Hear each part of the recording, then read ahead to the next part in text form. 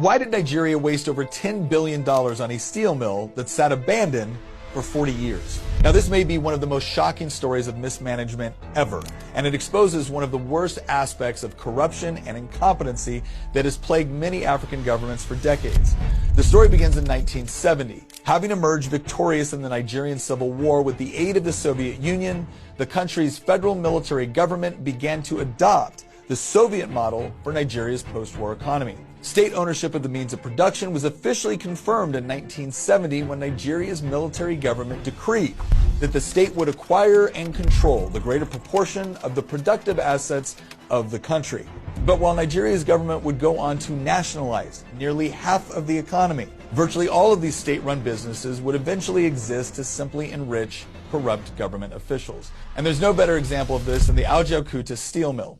Originally intended to be one of the largest industrial projects in sub-Saharan Africa, the mill was supposed to produce over 2.6 million tons of steel in its first year of operation alone. There was just one problem: it never opened.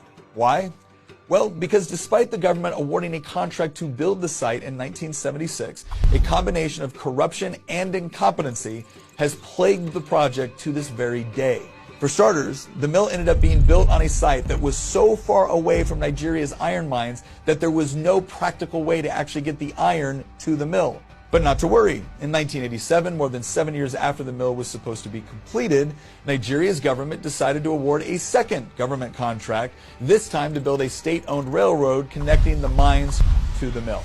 The government promised that this would take 5 years to complete, but what began as one act of gross government inefficiency and corruption soon became two, as the railroad sat abandoned and unfinished for decades. But the story doesn't end there. In a twist of irony, when the government finally brought in a foreign firm to complete the railroad in 2017, it was discovered that much of the abandoned railway track had been looted for its steel. Yet despite these setbacks, the railroad did finally open in 2020, more than 28 years behind schedule. But the mill itself still remains unfinished and still has not produced a single unit of steel, despite more than $10 billion being sunk into the project for more than 40 years. And since 1992, government officials have been telling the public that it would take hundreds of millions in additional taxpayer dollars to finally finish the project. The story of the Ajaokuta steel mill is yet another example of the systematic habit of politicians and government officials to overpromise and underdeliver. Not to mention waste hundreds of millions, if not billions of dollars in bribes, kickbacks, and other forms of corruption. History has demonstrated time and again, no matter where it's tried, that government ownership of projects like these practically guarantees that they will be inefficiently constructed and operated. But throw in a dictatorship unaccountable to the people, combined with an economic system unaccountable to customers and investors, and you have yet another tragic story of the misuse of resources that was entirely avoidable.